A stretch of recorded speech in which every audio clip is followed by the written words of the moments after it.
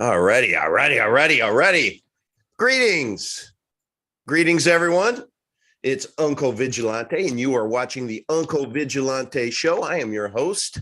You can call me Uncle V, and I have with me today Max Freeman. I have Mike Mamola, and I have Yoga Dude. And this is going to be quite the informative Friday. It is July 1st. I live in Florida, and in Florida, there are only two seasons. There's 6 months of August and 6 months of perfect. And July is right there in the middle of 6 months of August. It just precedes it. So it is hot AF, if you know what I mean. And I'm just glad I'm not playing professional sports for Tampa Bay Buccaneers, who have to do these practices in 100-degree Florida weather. So welcome to the show. All right. You know, in sales, in business, they say ABS, baby, always be selling. Well, in Epic Cash, it's not ABS because selling kind of has a negative connotation. There are people who sell, like, let's say somebody walking a dog, getting tacos and getting kisses. But there are others who persuade. So we are of the mindset of ABP, always be persuading, because that requires actual logic and arguments. And along with that, there's ATTI. What is ATTI? It's something that I've been obsessing about this last week. And it's always try to improve. So I'm thinking about these live streams on Friday, and I'm thinking I, as your host, can do a much better job. And one of the things they always say is tell them what you're going to tell them, then tell them what you told them. So I want to share with you what we have in store today.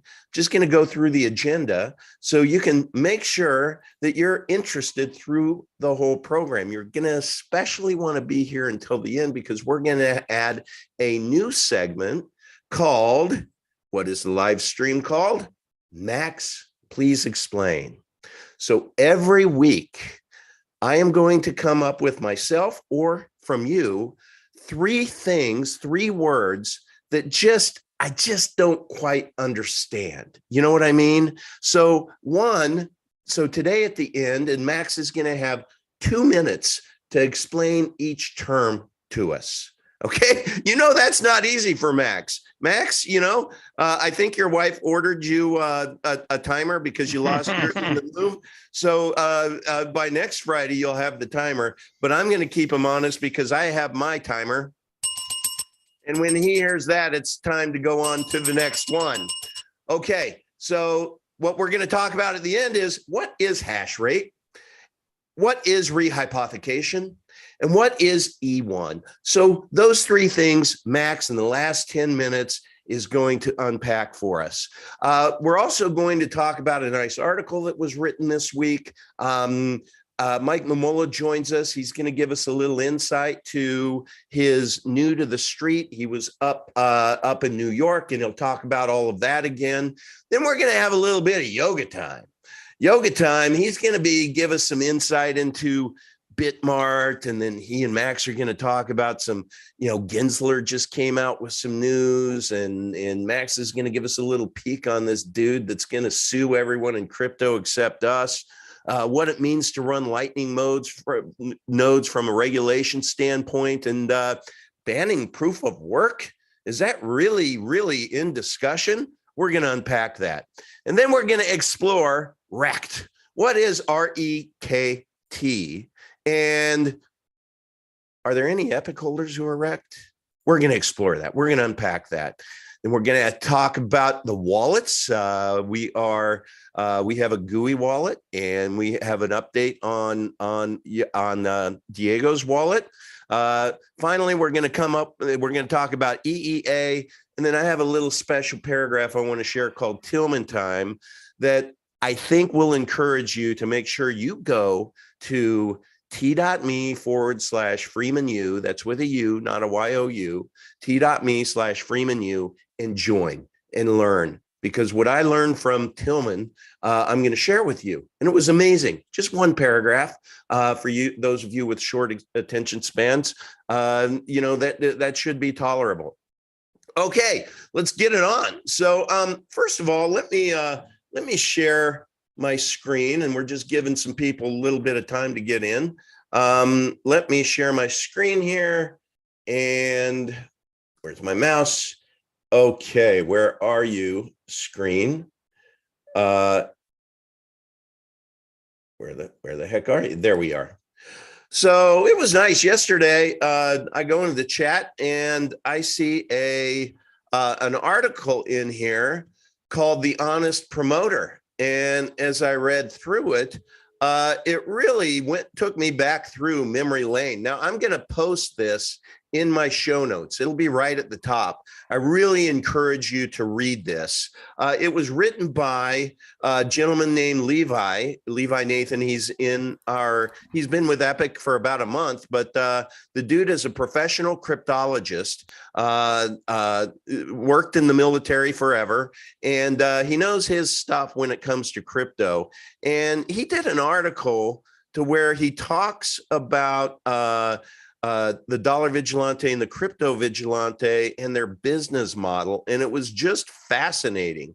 And he did reach out to me saying, "Hey, I remember the Darrow pump and dump, and you got pretty heated afterwards. I think you did a video or two on it. Can you tell me a little bit about it?" So I gave him a little information. And then what do you know, in the in the article, he featured yours truly, Uncle V. I hate being bipolar. It's awesome. So I just really encourage you to go read that, because he put a lot of effort into it. I think he did a very fair job on that. So, okay, stop screen sharing. All right, Mike Mamola, you are on the phone. Welcome to the show. How are you, Mike? I am fantastic. Sorry about the delay there. No problem. Just getting caught up here on connection. Yeah, things are great. So great intro as always. Appreciate it. Hello, Max. Hello, everyone that's here. Hi, Yoga.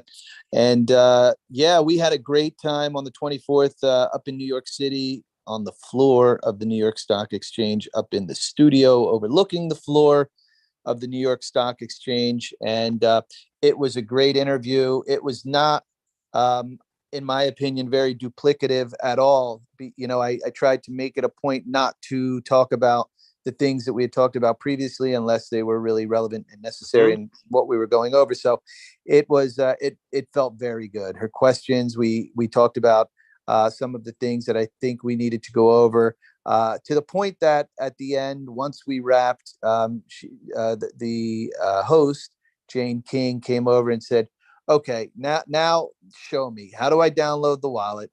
What am I doing?" Like, it was that whole experience. And so again, it was, I know that we had a great result that spoke for itself. That was the verification that I think that meant a lot to me. And so I'm excited. They'll get that all wrapped up. They'll finish the post-production, and then it's going to air on the 10th on Newsmax, and on the 11th on Fox Business. Oh, that's outstanding. Now, do those air like I know that if I go and record something, later I'll see it pop up at 1 a.m. somewhere else. They repeat those, don't they, throughout the month? Yeah, I believe they do. Yeah. Well, that is amazing. Thank you as always, Mike. I know that is you're a volunteer like everyone else. And that you go right out of pocket on those, and I really want to say that I'm grateful for you for that, Michael. My pleasure. It was really my pleasure, because I think one of the leadoff questions right at the beginning was, why are you so excited about this, and how do you think it's going to address some of the inequalities around the world? And wow. So we just went right in and talked about that, and then we talked about access to tapping into the 2 billion gamers and PC users, and it was just a great conversation. So I'm excited. That's great. Well, thank you, Mike, and You're welcome. welcome back to Miami. I think it's been a while since you've been home. Yeah. Yes, yes, yes. It's good to be here. And hello. Yeah, Okay. Thank you. All thank right. you. You know what? It's kind of one of my favorite times. It's yoga time. Yoga. I'm just going to kind of lead the witness here with a couple of Hello. screen shares, and maybe you could just really quickly talk about BitMart. So, look, folks, we went into the whole BitMart experiment, bright-eyed and bushy-tailed, open completely, and believing in their honesty and so on. I mean, after all, it is a big company, and they allegedly spend some money on advertising. Apparently, not for their clients, but that's a whole separate story. And we had some community members who actually stepped up, and this is one of the points I just can't drive home enough. Okay, there are people in Epic community that step up and make certain things possible, whether you like it or not. Nobody's stopping you from stepping up and doing the same thing. Okay, True that. but you got to give props to the people that stepped up and put their skin in the game and try and make it a better world for the entire Epic ecosystem. Okay, so this was from our side. This was a very well-intentioned, thing done in goodwill to offer people flexibility for those people who want to have, KYC, AML compliance. For those people, who want to be on a centralized exchange. The community decided to give it a go. Prominent community members decided to fund this, which is, I can't say enough, what an act of generosity that is. So we went in there. Honestly, we freaking gave it a shot. Okay. Now, as we were going through the process, one of the things that happened was there was, of course, the now famous BitMart hack where they got hacked to the tune of $100 million. That was one thing. Okay. There were some promises made to us in terms of advertising, helping us get visibility once we actually get listed. So we thought that was a value, because we're always trying to create awareness. We know we're good. We know we're amazing. Our tech is amazing. Our community is amazing, but we know that we need that visibility. And this was one of the reasons why we went with BitMart.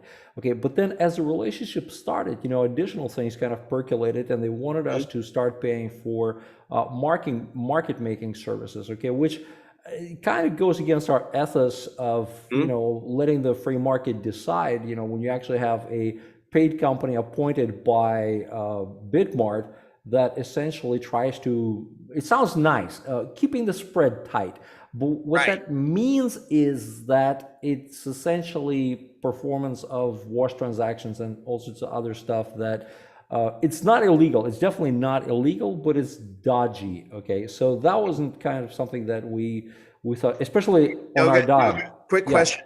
This was all new to me, so I learned a lot through the process myself. But this market making or wash trading, going back and forth. So when we look at CoinMarketCap and we look at some of these other projects that seem to be trading like, $10 million a day or $1 million a day or whatever it is, that's all bullshit, right? I mean, yes, vast majority. Well, there's some really big exchanges that can't exactly bullshit it, and yet they do. But then there's a lot of guys who just, straight up bullshit it, because they use their tokenized internal mechanism. So it's not like that amount of coins is actually exchanging hands. It's kind of like wash transactions and stuff like that. It's making making things look busier than they are. Okay, which we don't like to do for our project, okay, which we don't do on Vitex, for example. Okay. Big shout out to Vitex, by the way. That's the one thing through all of this that just reinforced for me how great an exchange Vitex is. Yeah. So I mean, everybody got room to improve, but holy crap, you learn things in comparison, right? That's right. So anyway, so after all said and done, and after not getting any kind of advertising help, and after getting all these additional demands like, look, you guys got to spend money with us and everything, and we started like looking even closer and closer at BitMart and their overall reputation. And there was a CoffeeZilla, one of my favorite investigative reporters. He did this whole like 3-episode thing about the collapse of SafeMoon, where BitMart actually plays a very key role in actually enabling all of that. So there's all these like flags started popping up, okay, and basically it looks like, look, these guys are just trying to milk up and coming projects, for fees. They really don't give a shit about how we perform or how we benefit or we don't benefit or whatever. And it's just the friction started increasing, and we just decided, look, guys, it's just not worth it. Now, there's another concern, and I don't want to get into the kind of the legal thickets of it all, okay? But since every exchange tokenizes, transactions, the question is, are they fractionalizing it? In other words, when you deposit one epic, are they creating one epic or are they creating two epics? Are they, et cetera? And we asked for audits, we didn't get audits, so this was another red flag.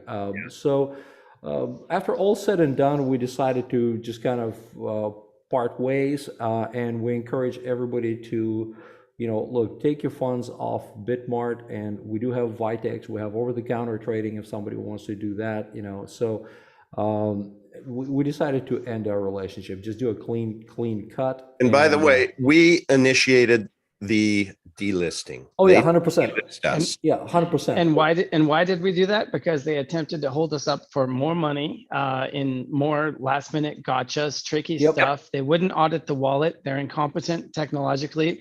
I don't think they have the coins that they purport to have. They're acting just like other shady exchanges that ended up costing our users hundreds of thousands.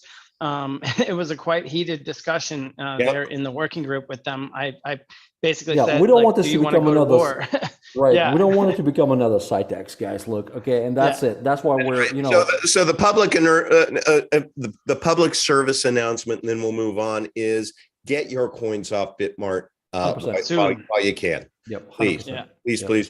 Okay, let's pivot over here because the markets are bloody. First of all, I just want, Yogi, you are the mathematician. I want you to confirm this. Is this true? Michael Saylor's Bitcoin loss is 1.4 trillion trace commas? Yes. As in the Silicon Valley show, the trace commas denoting billion with a B dollars. It's really simple math. Look, dude holds 129,699 Bitcoins with an average cost of $30,664. Okay, so that's almost $4 billion worth. Now, if you take that 129,699 Bitcoins multiplied by the price of, let's say around 19,000, where Bitcoin is right now, you end up with a considerably smaller amount than 4 billion. So you end up with 2 billion and change. The delta is roughly $1.5 billion. It fluctuates, of course. But it gives you an idea. I mean, this is the Bitcoin messiah. This is the guy who basically pushed this as, as sort of the hedge against inflation. And he is quite a lot in the hole. So this is not the kind of billionaire club you ever want to belong to. The tres commas of losers. So I wonder how he's spinning it. The market cap is down over $3 billion in the past year as well. So it's overall loss is about 5. Yeah. So it doesn't matter how you spin it. That's why I like numbers and math. It's really hard to spin math. Math is just, and Michael, and he's an engineer, right? He's an aeronautics engineer. So I mean, it's interesting to see an engineer trying to spin it, any which way he can. But the underlying math is the underlying math. That's it. Really simple. And I think the underlying math has to do with the underlying technology too. Yeah. Oh yeah, and if you indulge me for 2 more minutes, I want to talk about people kind of catching up on technology, as far as our beloved chairman of SEC, Gary Gensler. Yeah, please. So Gary made this amazing splash recently. Again, Gary Gensler, the chairman of SEC, finally caught up on his reading, and he acknowledged that Bitcoin is not a security, but a commodity. Now, realizing what this means, by the way, for those of you who don't know, SEC does not regulate commodities, and Gary doesn't want to end up jobless on the street. Gary then proceeded to claim that all other cryptos, all 20,000 of them are his. I mean, sorry, not his, but they're securities, okay? So, well, Gary, welcome to 2009. You only got 13 years worth of catching up to do before you're allowed to sit at the grown-up tables. Sorry, at the grown-up table. I got a fire alarm going on here. Oh, no. No, it's a test. Anyway, so the bottom line is he's only 13 years behind now on his reading, which is great. So someday he will be allowed to sit at the grown-up table. Epic is not a security, which is a beautiful thing. And, and that's that. I mean, that's a mic drop. That's amazing. You know what I love about you? yoga during yoga time? You do love your numbers. I'm hearing They're hard to argue with, man. Yeah. That's why I like them. Okay, well, let's just present this little visual here. You pull this usually daily, and Yep. would you mind walking through this? And the reason I really want you and Max to unpack this for us, because I look at Epic Cash trading around 80 cents, and to me, because I've been there through from 18 cents to 6.85 and down and whatnot. So when it's trading at 80, it doesn't feel to me like we're just kicking ass, but it's all perspective, right? And so that's why I love these kind of education drops here. Yeah, so this is a lazy person's, just people asking me like, why did you pick this? Okay, the reason I picked this is because there was this one day I was listening to the news, and everybody, and I mean every freaking channel, was just popping off about, oh, look at the crypto falling over the last 12 months. How much everybody's fallen. Everybody fallen over the last 12 months. Over the last 12 months, everybody has fallen. Okay, so I'm like, well, one of these things is not like the others, right? Because I know where we are approximately over the last 12 months. So I pulled a chart together, quick and dirty, and I looked at it and I was like, well, we're like one of the only 2 or 3 that were in the green at the time. By a pretty wide margin. Everybody else was pretty deep in the red. And we're not talking about, I'm not trying to back things into the answer or whatever. Okay, this is what CoinGecko, this is lazy person's thing. Okay, that takes me 2 minutes to put together. Okay, I pull up this, I pull up the symbol, I look at the 12 months number, and I cut and paste it. That's it, folks. It takes me 2 minutes to do it. So, and this is where we are. All things being equal, this is for the last 12 months. Bitcoin is minus 45. By the way, Bitcoin yesterday had this amazing dead cat bounce that lasted about 15 minutes, but they called it a God candle. So this is an interesting rebrand of a dead cat bounce. But anyway, it's 45 down. We're 45 up. And we had our all-time high, and people tell me like, well, but if you look at Bitcoin going back to 2020, and Bitcoin is up over 300%. That's nice, but by the same measure, we're up like, I don't know, 5,000%. Well, I'll tell you because 10,000. Our good friend Enrique, a lot, Max, a lot. Yeah. Our 1 year we're up, as you can see, 45. He said 50%. Over the last 2 years, we're up 1,300%. Yeah. And 10,000 Max since when? In March of 2020, we were a half a penny. Okay. Yeah. Okay. So we're not doing too bad here. Yeah, I think our all-time low was like 1/3 of a penny or something like that, or something even lower. But yeah. And actually, Epic has never been cheaper by the number that matters, which is the size of the network. We're up to 2,585 active wallets on Beat that have not withdrawn. And we know that more people than ever are withdrawing. I'm going to demo the new GUI wallet here soon. So community activity. We've done 135,000 on-chain transactions since inception. People are using it as money. There is so much going on. We are cheaper today at 80 cents than we were at 10 cents back at that time, based on the traction we've made since then. Once I just kind of talking about this graph for a second, okay, and you don't have to put it back out, but I just wanted to say one thing, okay? So Bitcoin maximalists have chosen this destructive path of cannibalizing the crypto ecosystem, okay, by denying the right of any non-Bitcoin crypto to exist. Okay, this is a new thing. Instead of a constructive cooperative approach, okay, expanding the overall ecosystem through education and acknowledgement of their own shortcomings, right, which would then hopefully lead to them improving their shortcomings. So instead of working on expanding the 300 million nation of crypto holders through constructive education and awareness creation, they're simply trying to shut everybody up. They're expending their energy and proliferating their false concept of Bitcoin being the one and only, okay, with everything else relegated, to their chosen term, shitcoins, okay? Right. Like there is no the one stock, there is no the one car, there is no, whatever. But in their world, there is. Well, let me share something with you. Shout out to Black Tiger, who's been doing amazing work. Let's go look at this. So he sent me this link. And hey, everyone, I want to share some interesting stats about Vite and Epic. With the beginning of the new year, I started to monitor the number of Vitex accounts holding Epic 002, plus other stats. You can check the data here. and he leaves a link. Today, it's almost exactly 7 months, and it's time to share some insights. Holders account, we're up 39% from 1861 to 2,589. Trading wallet balance, 724,956 versus 1,160,772. That's a 60% increase.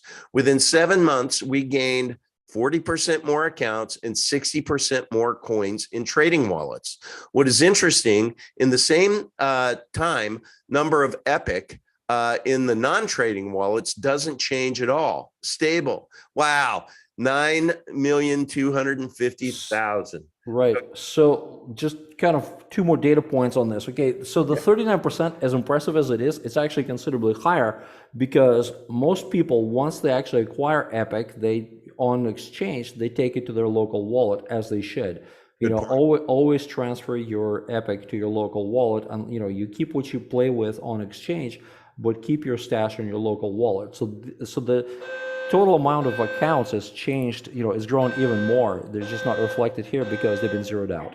Okay, that's going to be a great segue into talking about wallets. It looks like we started to use, I'm just going to finish this, started to use Epic 002 more for trading than holding, which is a good direction. For those looking for more advanced statistics, I can offer my data mining services, DM me, and that is Black Tiger, Tiger with a Y.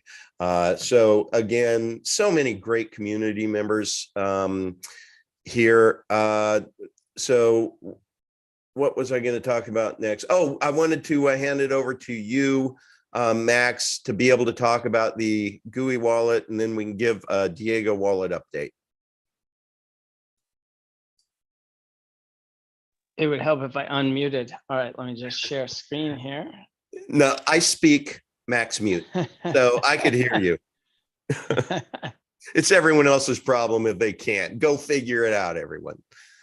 Google Max mute. Learn it. Read the report. Read the report. All right, so let me share my screen here. Okay, what are we doing? All right. Okay. All right. So first, let's watch the Mark Cuban teaser. Perfect idea. That's great. That would be great. So, all right, 1 minute, 41 seconds. Beautiful. Can you hear it? No. Did you hit share sound when you shared? Let me figure it out. Yeah, in the lower left, after you hit share screen, there'll be share sound box. You got to click. It's maybe because I'm muted. Here, I'm gonna try something. Okay.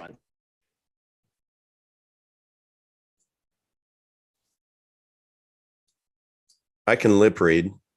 Good? No. Nope. All right. Note to well, I can mute that. So when you click share screen, on the lower left, it'll say share audio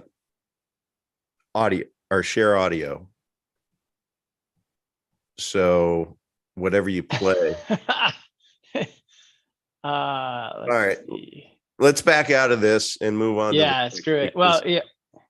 Trust us, guys. So yeah. Well, anyway, you can see here. You can see him moving his mouth. It's real. We did it. It's the links are bouncing around on the chat. So we'll go ahead and if you want to send that to me, Max.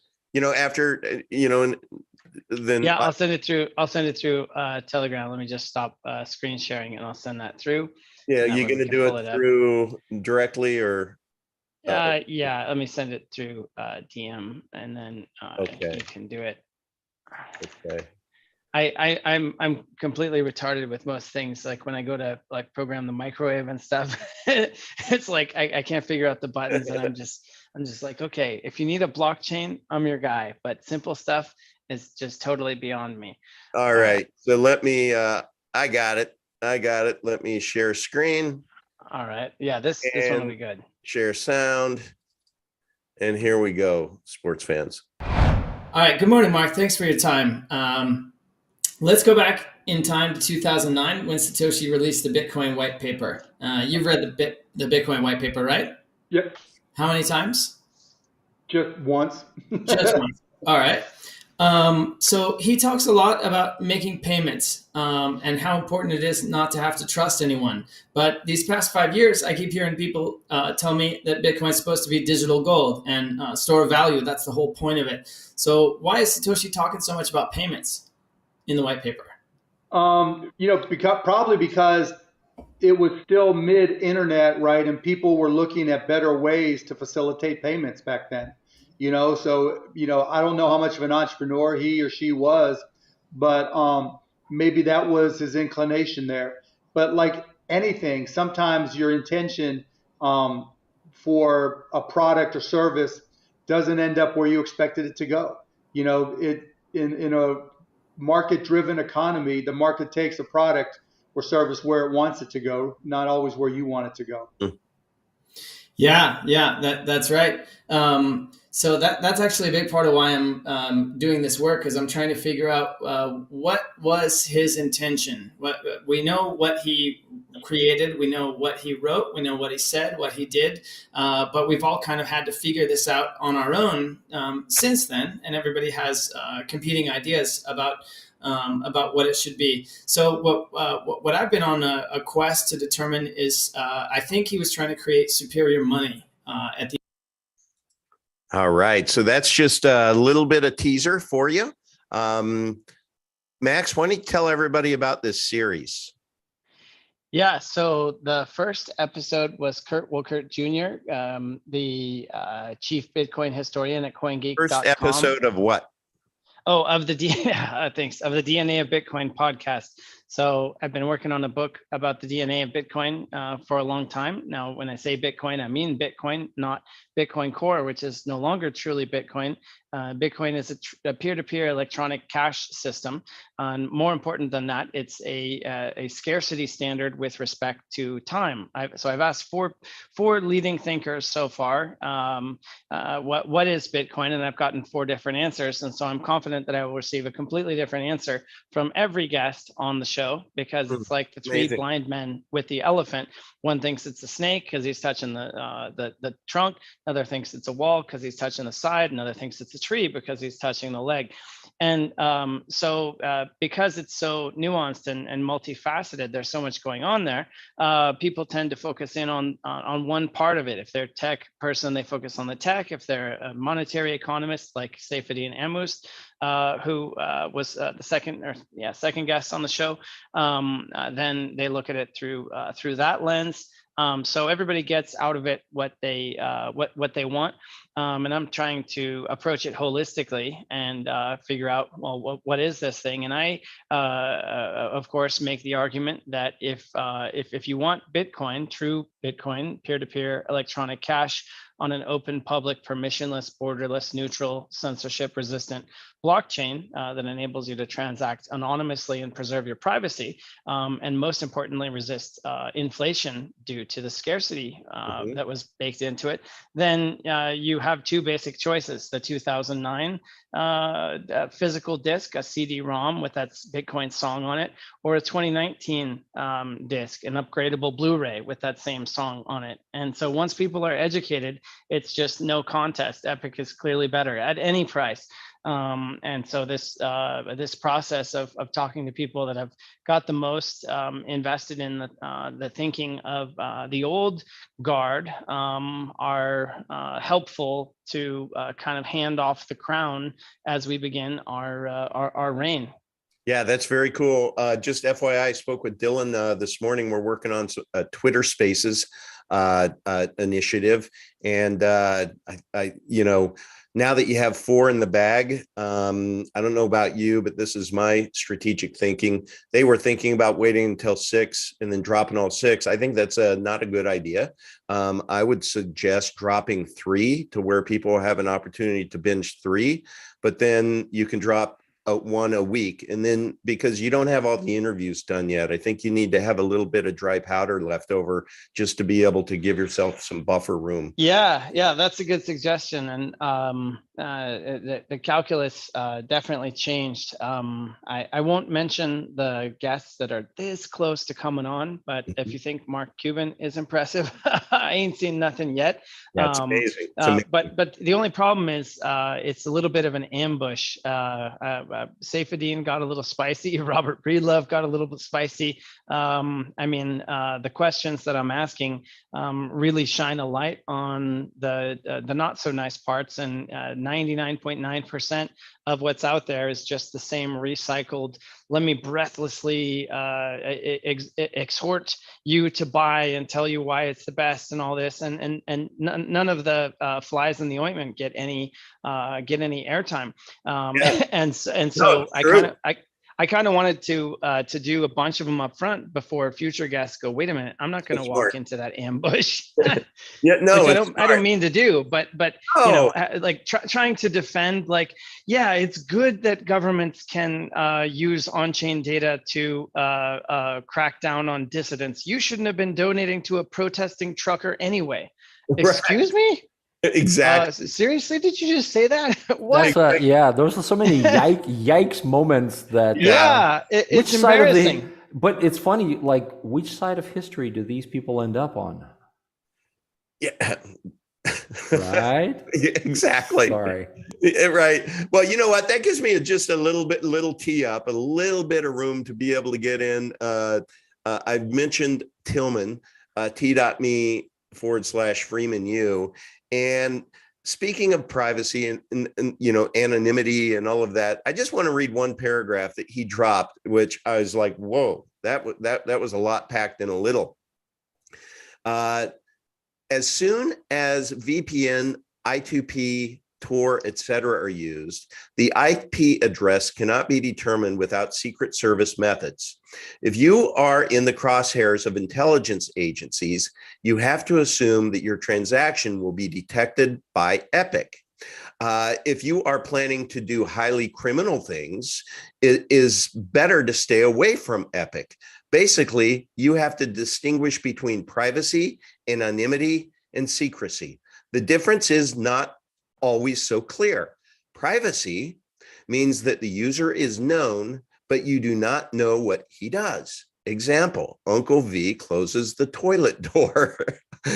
Anonymity means the action can, but does not have to, be known, but you do not know who the person is. Secrecy means one has no idea that something happens at all. Secrecy can never be achieved with blockchain technology. The optimum is therefore anonymity with privacy. Epic, in combination with VPN, I2P, Tor, and Dandelion++, is the way of the future. Max, Yoga, would you guys agree with that, or you want to unpack that further? I think that's a pretty good start right there. Yeah, I would just leave it at that without making it more complicated. It's look, privacy doesn't absolve you of responsibility. Okay, don't be a dick. Kind of the rule of the internet. Okay. On the flip side of that, there's also confidentiality, right? So there's privacy, which is kind of the personal thing, and then there's confidentiality, which is sort of the privacy of your data, right? So the banks that want to de-anonymize all the users at the same time do not share their own private and confidential data, right? Yep. So it's the whole thing is kind of, you know, one-sided. And Epic, as Tillman and some of the other folks in the community pointed out, and I myself spoke about this. Look, if you're ultra paranoid, okay, you know, yeah, get a bulletproof VPN. You know, there's 2-3 steps you can do that would completely anonymize you for all practical purposes. If you're super paranoid about your IP address, well, Epic uniquely offers ability to do transfers by file. So you don't have to be online to do this. You know, you send a file, you know, to a person, that person validates the file, they send it back as a receipt, and then you close the transaction. Okay, so it's a 3-step that does not require people to be online. And I mean, this could be one of those like spy movies, like you leave the flash drive under the dead squirrel by the fountain, and I mean, that's about as bulletproof for any paranoid out there and then you validate the transaction, I don't know, through your neighborhood Starbucks or something, Right. like whatever. Okay. To me, honestly, I think people are missing the bigger picture. They're spending so much time trying to conceal their presence, and they're not doing anything that government really gives a shit about anyway. People kind of tend to vastly overvalue their self-importance, but in practicality, look, Mimblewimble is a tight algorithm that gives you plausible deniability, if you will. Okay, it doesn't store, it doesn't recycle the addresses. Okay, it doesn't store the amounts, et cetera, et cetera. Can you work things backwards? Sort of, kind of, maybe. Yes, you can if you were collecting the data from all the nodes all the time. And by the way, Dandelion makes the whole IP attribution thing questionable. Okay, and then you can also like swizzle your transactions. So let's say you have your one wallet, you send it to another wallet under your control. Well, you just obfuscated yourself massively on top of that, especially if you've just done that over Tor, etc. So people just overthink this stuff too much, and then they also don't think enough about like the meta stuff that they leave behind, which is usually how those companies work. Max, go ahead. I'm sorry, you're overthinking it. It's really simple. Go ahead. Yeah, I am overthinking it. I heard myself, and I'm like, I'm getting to the thickets. Max, help me. None of that matters. What matters is that other networks are able to let external forces arbitrarily deny users based on their address. The Royal Canadian Mounted Police knew the specific addresses of the people that funded the truckers, and then they sent out notices to financial institutions to retaliate. That is fundamentally impossible in Epic because it has no addresses. So all that stuff you mentioned is interesting, but it's also kind of irrelevant because it never gets there. And why that matters is the game theory of cat versus mouse, predator and prey. In the European Union, they're passing, they just passed draconian legislation to cripple crypto, trying to say that if you run your own wallet, that's a quote, unhosted wallet, as if the default were somehow to be hosted. And if you use a hosted wallet service, then you have all kinds of restrictions, and you can't do this and you can't do that. Coinbase in the Netherlands and the United States, if you withdraw to an address, they ask for KYC information of that wallet holder. So if you pay your poker buddy, now your poker buddy gets a bill from the tax police. And so in our case, we are safe because of the way the network works on home equipment and doesn't rely on those centralized intermediaries. So as all these barriers and red tape and friction get put onto the legacy competitors, we're going to be unaffected, and so they're going to be held down with lead weights while we just race ahead. And as they weigh themselves down and as they overregulate themselves without even understanding the basic technology that they're trying to regulate, all they're doing is they're becoming increasingly irrelevant. I think European markets are a perfect example of that. It's a bunch of fragmented small kingdoms that are trying to legislate themselves out of economic relevancy. Well, I will tell you, if anybody out there, let me look here. If anybody out there misses this upcoming Wednesday Crypto Coffee with Todd Lewis and Max Freeman, you are out of your mind. It's 11 a.m. Wednesday. Okay. Now, if you've been paying attention, you know that Todd Lewis and I, over the last 10 weeks, we've been going through every Wednesday this quest for superior money, to where I have my answers that we went through every week, and then he questioned me, or he debated him if he felt that I was wrong. Everything you see right here are ones that he took issue with. So I'm not that smart, everyone, especially in crypto. And so on Wednesday, both Todd Lewis and Max, I already have them shipped to them. They are going to be wearing Uncle V strings, and we are going to have a match, an octagon match, to where they're going to get into this quest for superior money octagon, and they're going to throw down, and they're going to take each one of these on and debate them. And I cannot wait, to see who comes out ahead. Now, I will tell you that in the case that there is a tie or they can't resolve it, I hold the right to be judge and sole juror, and I am going to make the final decision. You better believe it'll be putting the thumb on the scale of Epic being in a more positive light. So there. All right, I just wanted to share that with you and tee that up. And Max, again, the Epic V string should be there no later than Tuesday. I got a hard stop in 14, so let's use the time wisely. My main thing is the Pool Boy wallet, for which I need 2.5 minutes. Do it. All right, let me share screen. Do it. So this one we don't need sound. Just do it. All right, we can see. Perfect.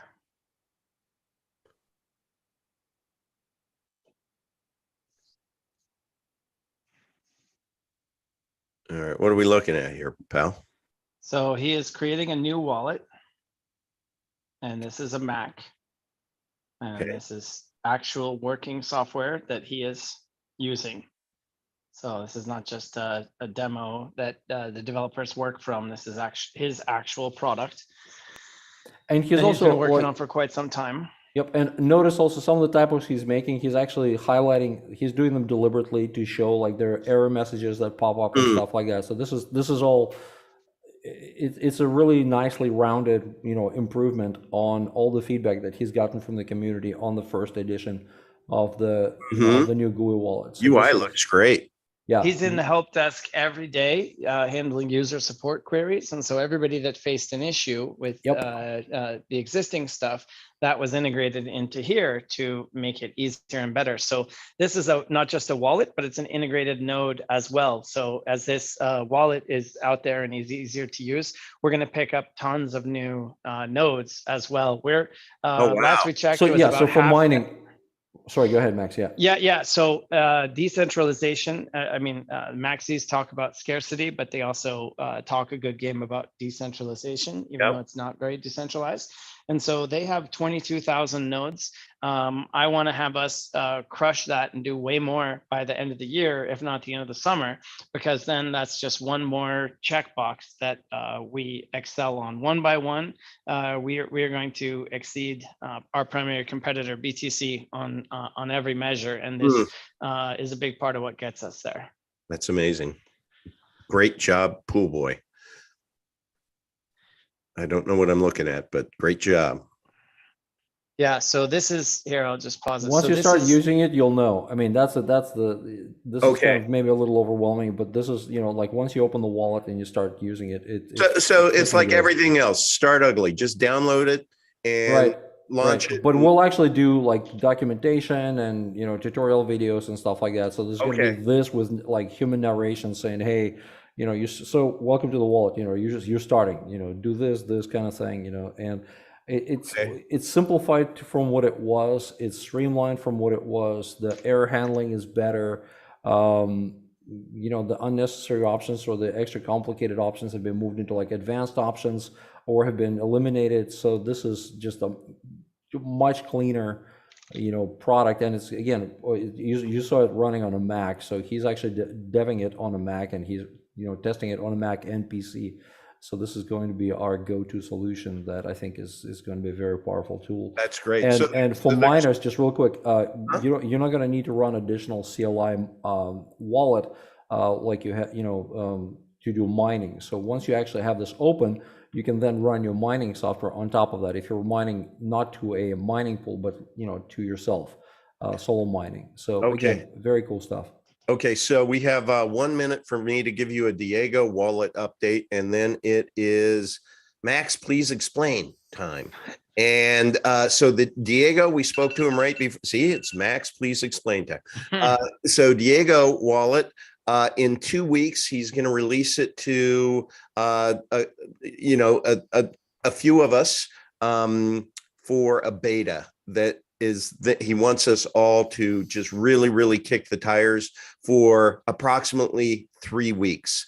But he feels really, really strongly that by August 1st, I'm sorry, so August 15th. So we'll get it in 2 weeks. And then within a month, he really feels confident that mid-August, it's going to be released to the wild, and it is going to be just mwah. So can't wait. And Black Tiger, I know that you've been helping him with several things. So shout out to you and all the work you're putting into it as well. Okay, Max, it is that time. All right. Before we do that, let me just run through EEA real quick. Oh, yes. Thank you. Yeah. So it's a little hard to see. Should I blow it up? Blow it up. Blow it up. All Zoom right. in. Okay. There you go. All right. So here we go. So we'll just start at the top.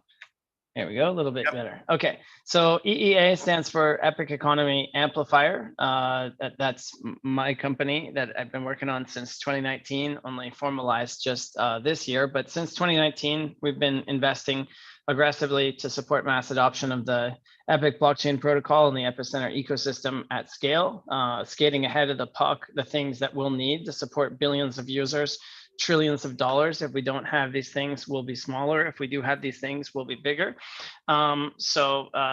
Certain people have seen some of these things. We will be hearing lots more about them as we go.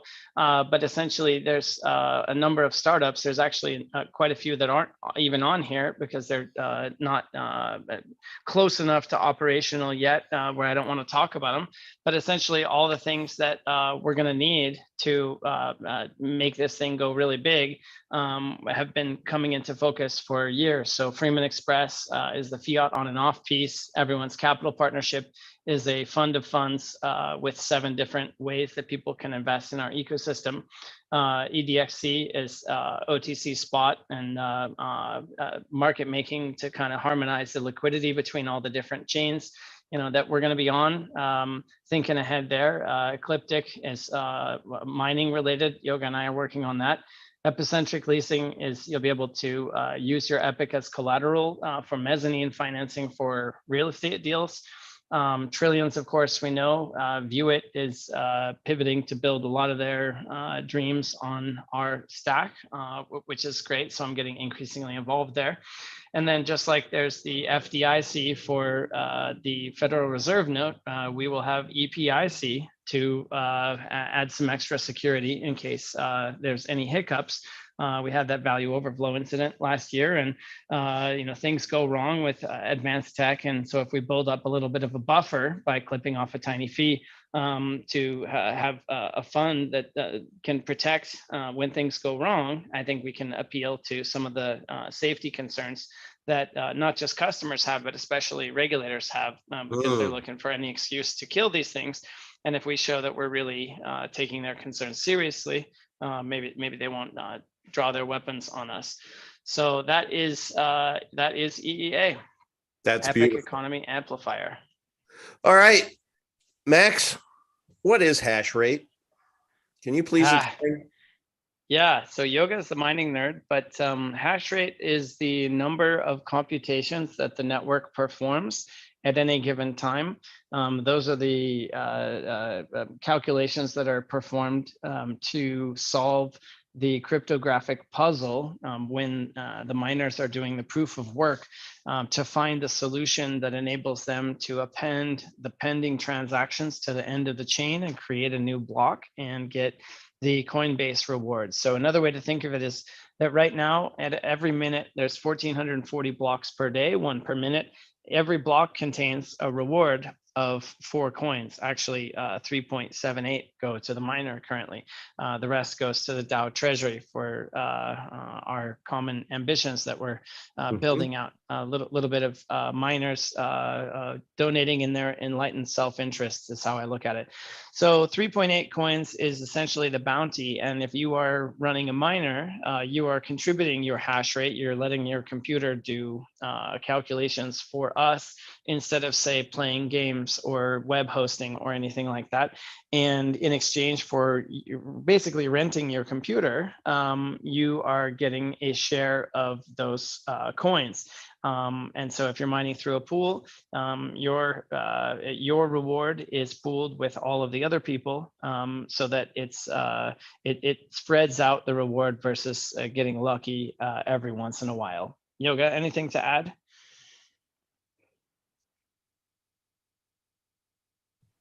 I'm speechless at your mining acumen. So really nothing. All right, Matt, please explain rehypothecation. Rehypothecation is where you borrow an asset from me, or I borrow it from you. There's also reverse repos. So if I want to have coins on my balance sheet, I don't necessarily need to go to the market and buy them if I can just borrow them. And so in our over financialized markets that we have, and it's come to crypto in a major way over the past 5 years, especially, you really don't need to own, it's like gold futures. You don't need to own a lump of gold to be exposed to the price of gold, or you don't need to have a tanker of oil to profit from the price of oil going up. It's that same thing here. So Hey, Max, what is rehypothecation when it comes to crypto? That's what I'm really more. Yeah. So that's what I mean. So people lend out coins. So exchanges, when exchanges lend out their coins, because they know customers are not going to come and withdraw them all at the same time. So that therein lies a concern. Not saying that our coins have been rehypothecated on BitMart, but that is the concern, right? To where if all of a sudden we come and ask for all our coins at once, if they've been lending them out or doing something else. It's a systemic risk. So Roger Ver apparently defaulted on a $47 million loan to CoinFlex, and CoinFlex couldn't meet withdrawals. And now they're going out to the market trying to sell a recovery value USD token. Good luck with that. So the counterparty risk causes a ripple effect. Basically, we want to insulate our users and holders as much as possible from risks that are outside their knowledge and control that they don't necessarily want to opt into being exposed to. So Izzy's asking, rehypothecation is when a lender uses borrowed money to fund other loans, right? Is that right? Well, I'm going to go and pull up the definition now, because let's see. All right. Somebody says your shirt looks like you have a sponsor called SingleCom. Well, you know what?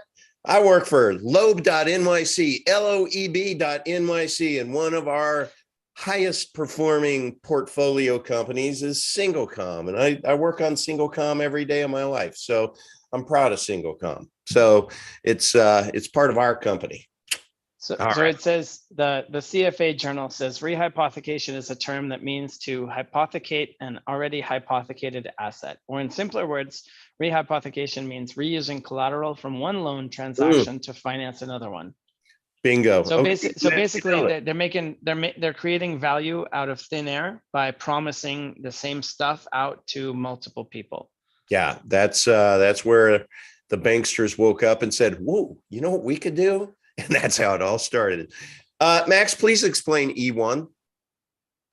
So E1 is a wrapped epic coin inside a token that rides on another blockchain. So imagine putting your car inside a shipping container, and then putting that on a truck, and then it goes to a rail car, and then goes to a boat, and then it gets offloaded into a truck, and then over to your home in another country. It is what E1 is what enables Epic to plug into other blockchain ecosystems.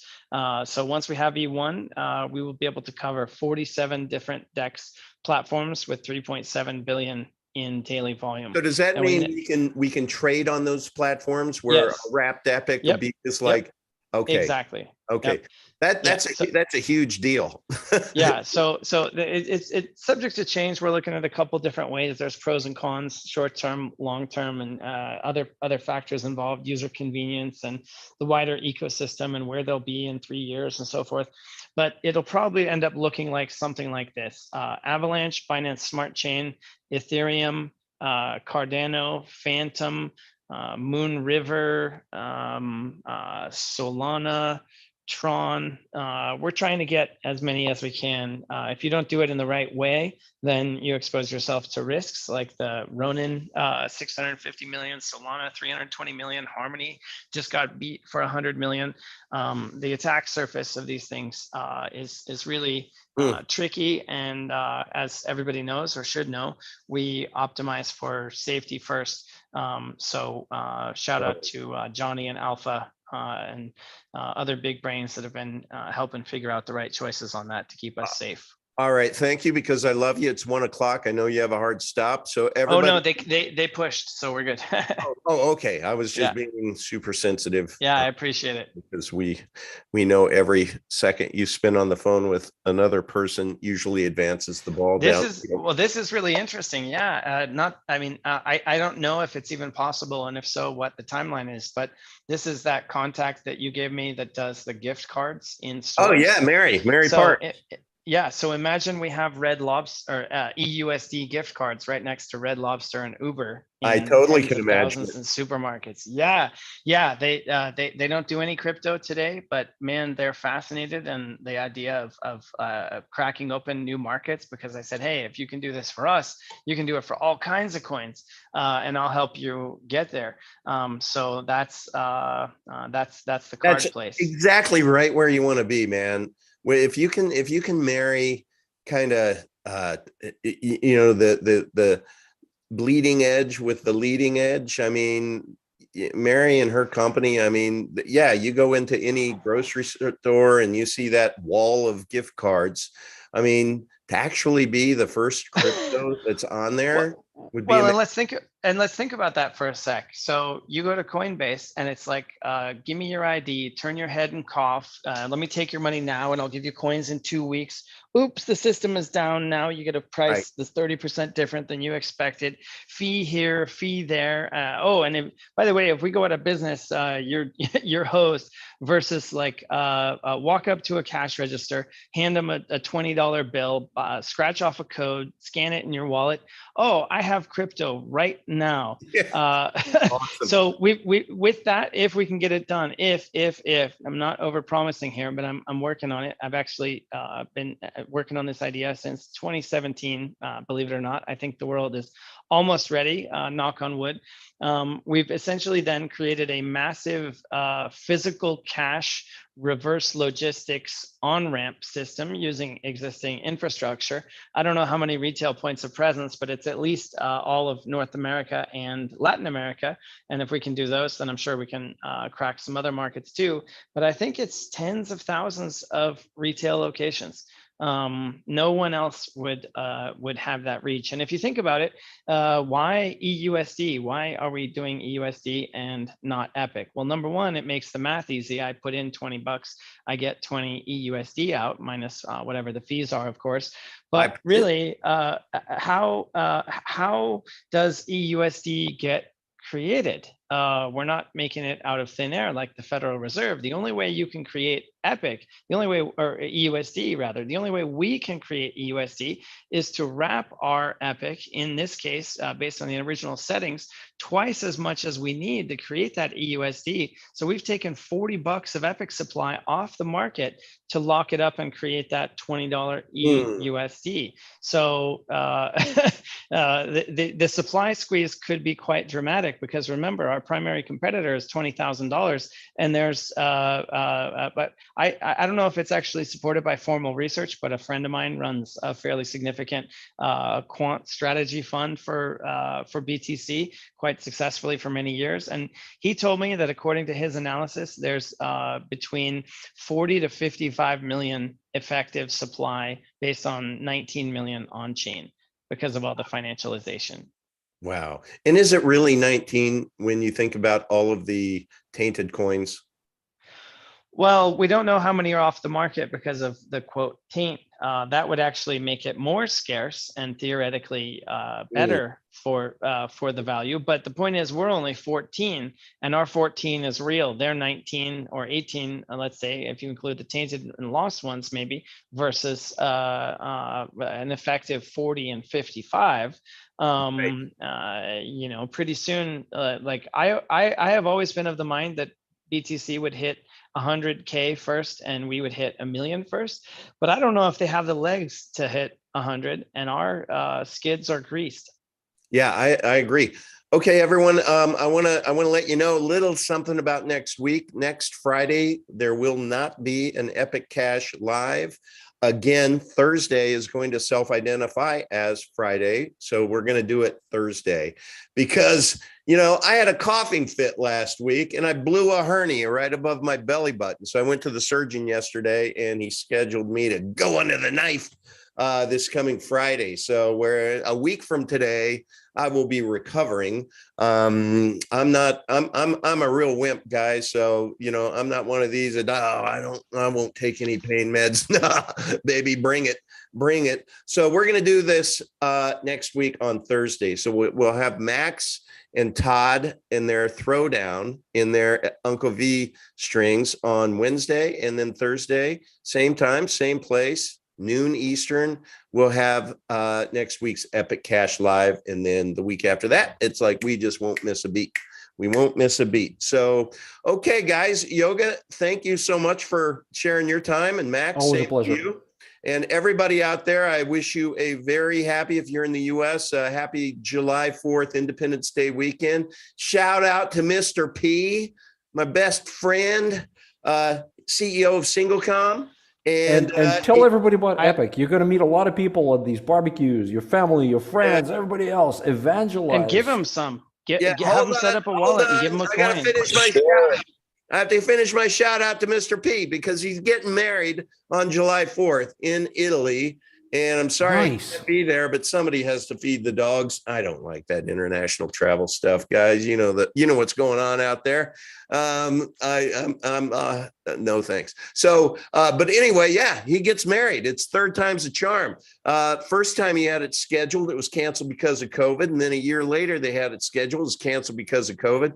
And this time, when I didn't get tickets to it, because I'm like, it's going to be canceled because of COVID, it's game time. So Mike will be married on Monday. Can I just screen share for like 30 more seconds? Yeah, sure. Show people. Okay, here. So, all right. So, can you see this? Yes. Episphere? Okay. Yep. That's a cool logo. Yeah, right. So, Episphere, highly encourage people. Yeah, highly encourage people to look at this. This is a high-level overview of the entire ecosystem. So where can they find that? So it will be available at episphere.epic.tech. In the meantime, just somebody remind me, and I'll shoot the Google Doc link through the chats. So this is Episphere, and then EUSD is really, really coming along. Isn't that great? So this is actually the 35th revision. Look at this thing; it's a monster. What are we up to? 50 pages. So it's getting there. Do you ever sleep, Max? Yeah, actually I can't function unless I sleep, so I always get a lot of sleep. But if you want to get something done, give it to a busy person. Shout out to Jessica Chaplin, who has been instrumental in helping refine both of these things. So thank you, Jessica. Awesome. That's awesome.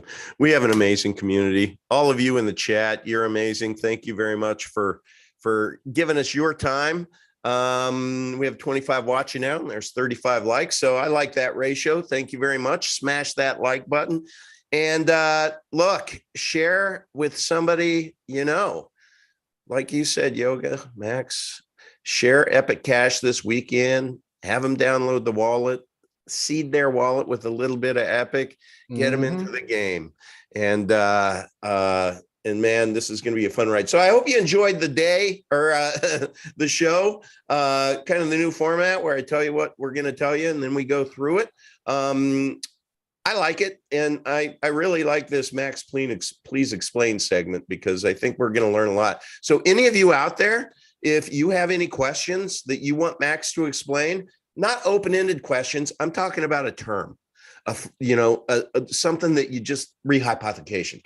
I hear that a lot, but I just, I don't know what it is. So let's ask Max, and we'll learn it together. So if you have any of those, you know where to find me, t.me/epic cash.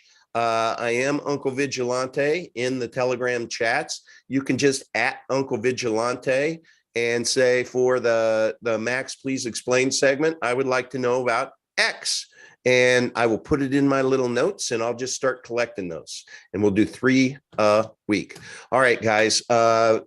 Max, Yoga, you guys are awesome. Thank you. Much love, man. Much love. Thanks, guys. I'm going to, thank you, Mike. Sorry about that. I should have said a courteous goodbye to you too. Thank you, Mike. And No worries. enjoy your long weekend. You deserve it. Okay, everyone. Have